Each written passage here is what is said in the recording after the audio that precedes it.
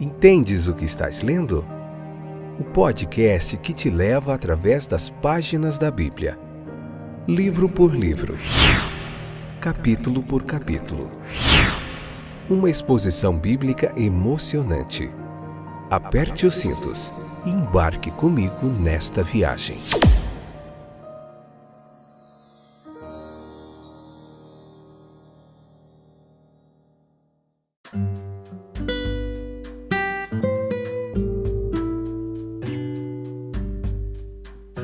Olá, estou de volta para mais um episódio do podcast Entendes o que estás lendo. Eu sou o Fábio, como vai vocês? Tudo bem?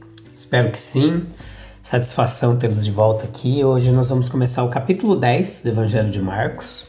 Essa aqui é a 6ª temporada, Marcos capítulo 10, parte 1, episódio de número 479. Vamos ver o que Jesus falou sobre o divórcio. Que temazinho complicado, hein? Nos dias de hoje, onde essa escolha tem aumentado grandemente, né? Mas vamos ver ali dentro daquele contexto, situação, o que Jesus disse a respeito do divórcio, o que a gente pode aprender com isso. Vamos falar sobre Jesus abençoando as criancinhas também. O que mais tem nesse capítulo? Tem muita coisa interessante, você não pode perder. Então, leia o capítulo 10.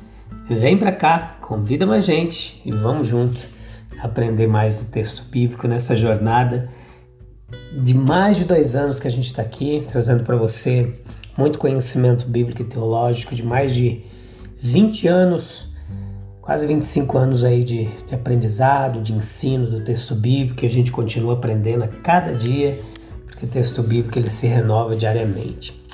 Então veja que por motivos reprováveis, os fariseus vieram tentar Jesus de novo ali, vieram perturbar ele. Eles propõem uma questão para Jesus responder: se era lícito ao homem se divorciar da sua mulher.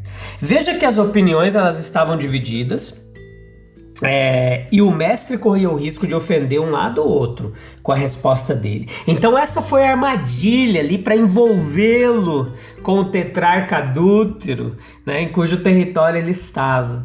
Então veja que ele sabiamente os encaminhou a Moisés, né, citou a lei, e seu pensamento que era para o mal ele domou para o bem, pois ele aproveitou a ocasião para mostrar que os fundamentos do mandamento de Moisés eles foram para a condenação deles e de sua dureza de coração.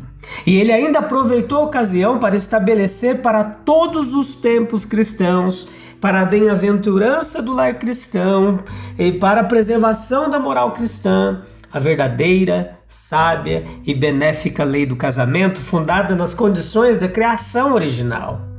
E definiu com autoridade e precisão o que constituía adultério.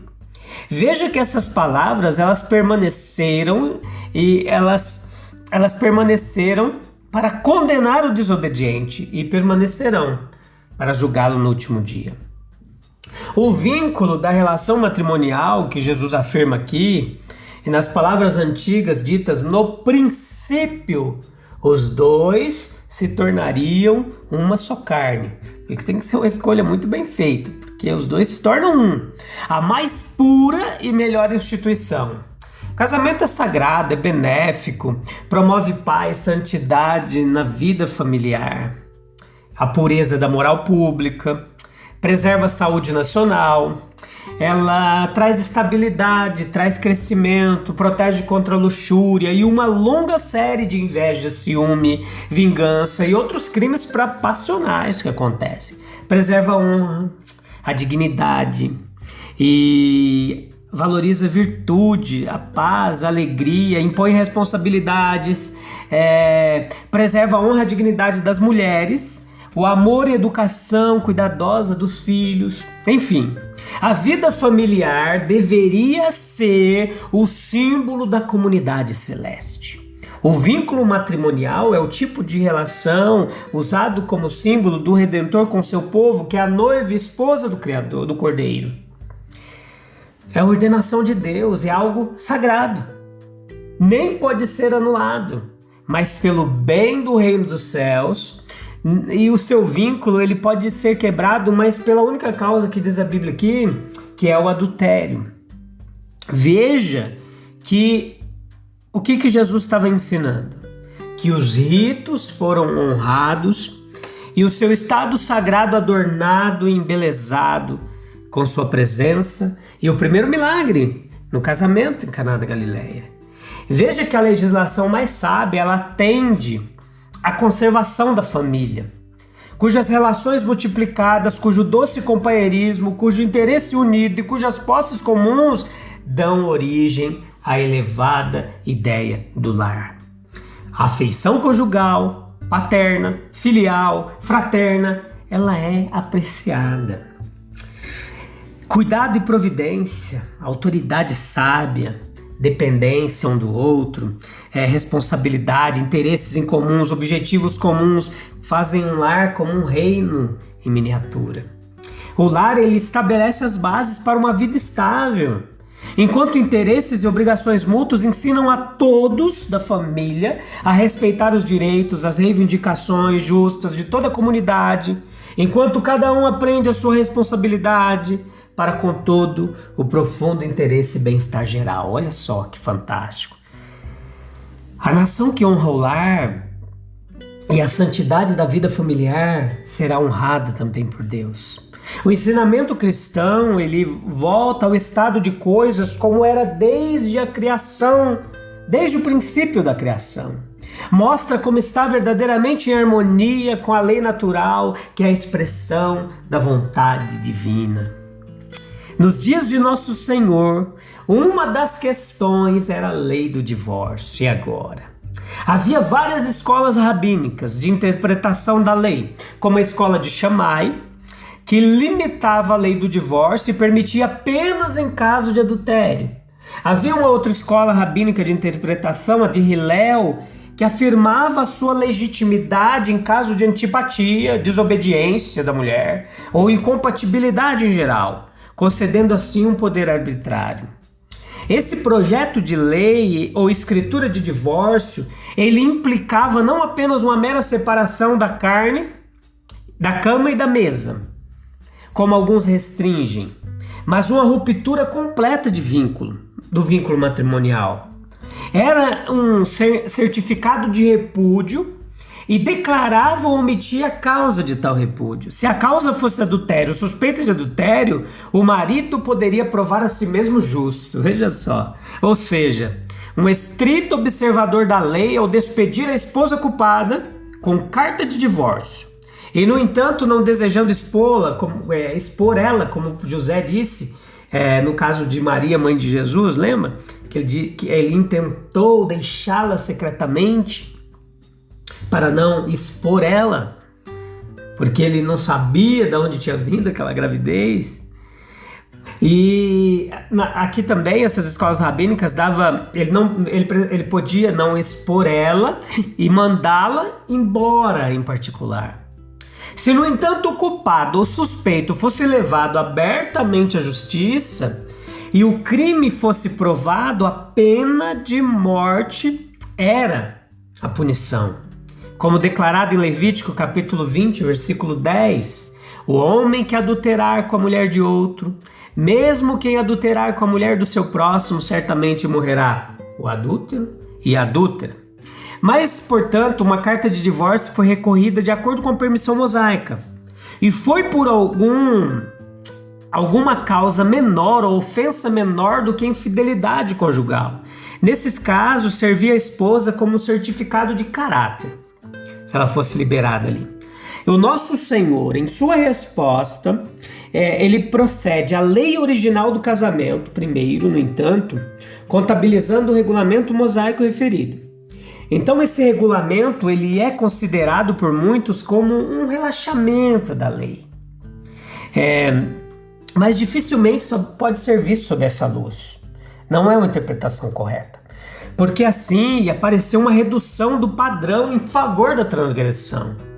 Mas era antes um remédio para o tratamento severo das esposas resultante das violações da lei. Era antes um projeto de lei de alívio para as esposas que, na verdade, sofriam com a crueldade e abuso de maridos cruéis que agiam em desacato à lei. Então foi de fato para minimizar os maus resultados que resultaram da transgressão da lei, em vez de qualquer relaxamento da própria lei. De 2 males era o menor e ainda menos devido à sua dureza de coração. Além disso, não era um comando expresso, como os fariseus parecem fazer da palavra em Mateus, mas uma injunção permissiva, entenda, conforme posteriormente reconhecido pelos próprios fariseus. O Salvador argumenta a natureza indissolúvel da lei do casamento a partir da unidade original do homem e da mulher e da extrema proximidade do vínculo matrimonial, tendo precedência sobre qualquer outra união. Mesmo a união parental de pais e a filial de irmãos. Acima de tudo, sobre a origem, de sua origem divina. Então a gente vai voltar nesse assunto ainda em outros episódios, explicar mais um pouquinho o significado dessa lei aqui do divórcio.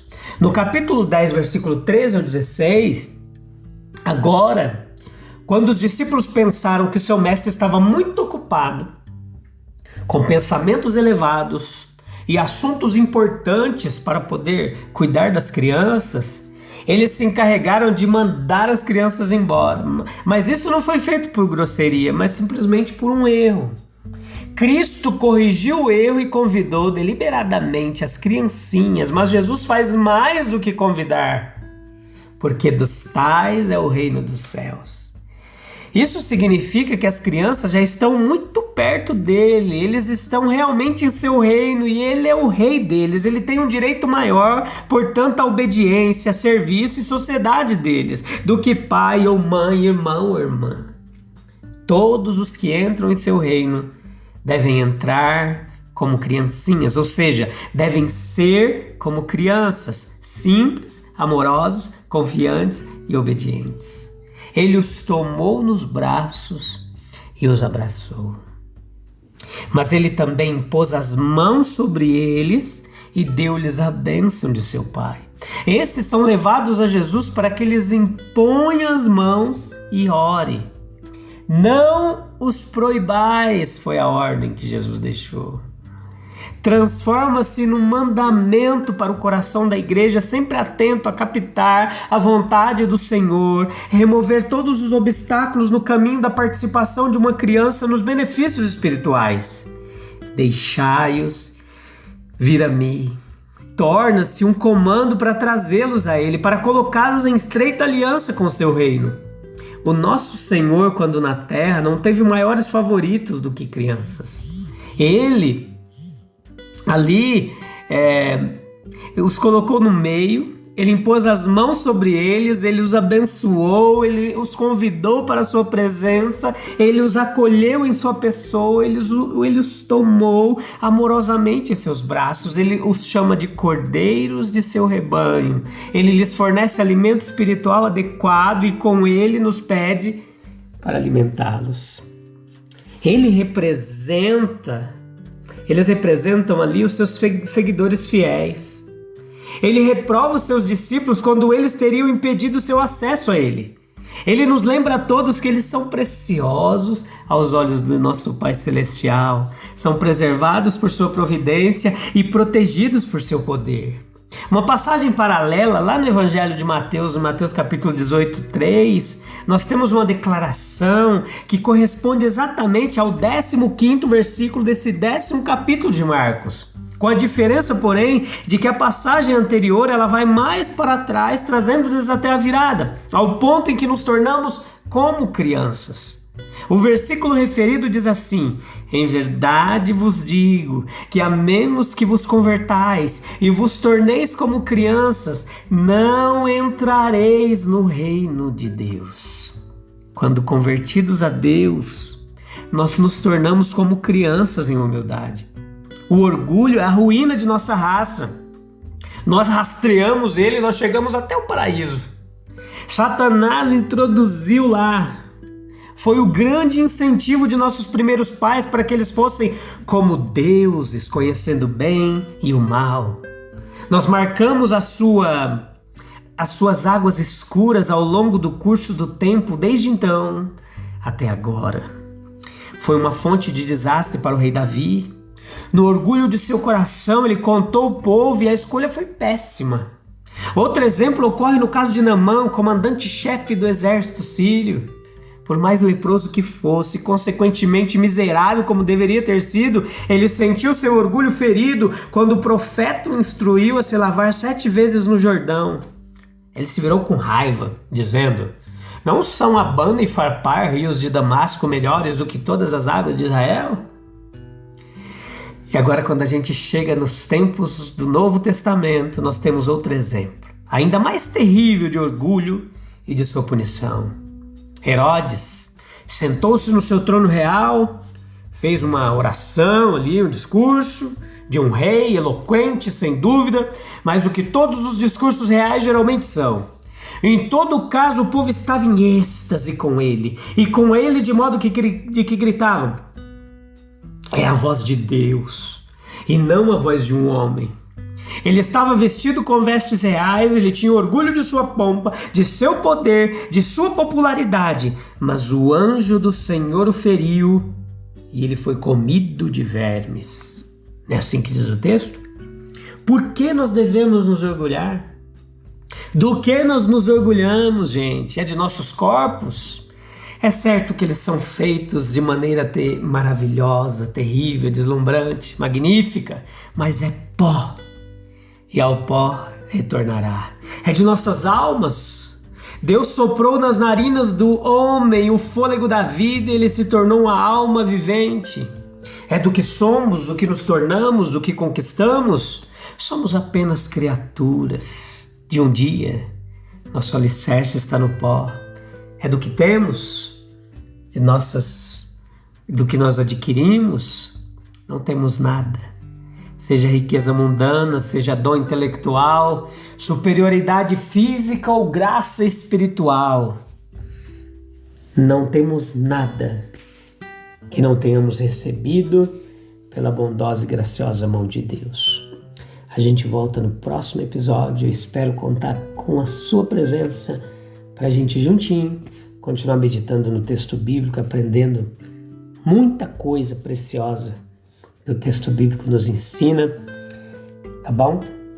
Um abraço, Deus abençoe. Até lá, tchau, tchau.